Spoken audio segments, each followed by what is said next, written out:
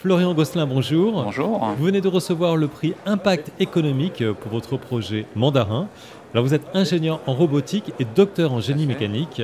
Le projet Mandarin a pour objet le développement de gants à retour d'efforts innovants. Alors de quoi s'agit-il? Alors, il s'agit en fait de périphériques d'interaction qui permettent de capturer les mouvements des mains de l'opérateur pour commander à distance dans une scène virtuelle des avatars qui reproduisent les mouvements de cet opérateur et équipés également de moteurs, de systèmes d'actionnement qui permettent de restituer des efforts quand l'avatar entre en contact avec l'environnement, quand il est soumis à des forces, quand il est soumis au poids des objets. Et ça permet vraiment à l'opérateur de s'immerger, d'interagir physiquement avec le monde virtuel.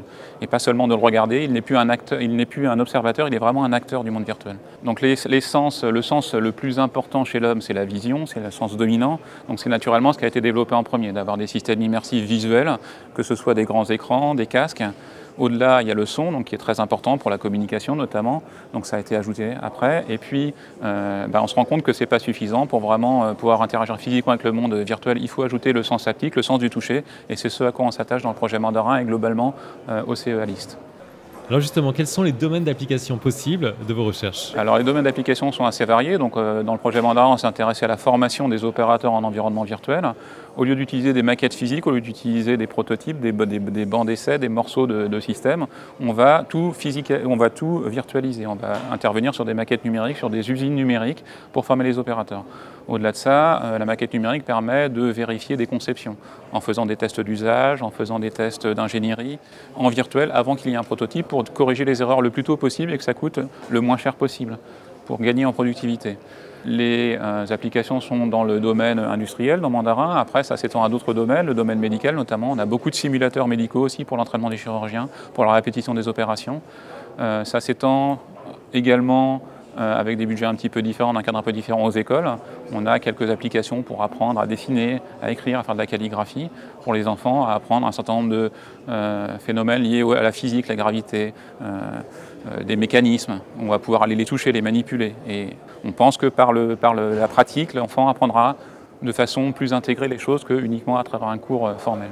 L'une des spécificités de votre projet de recherche, c'est qu'il s'appuie sur une PME, en l'occurrence la société Apsion.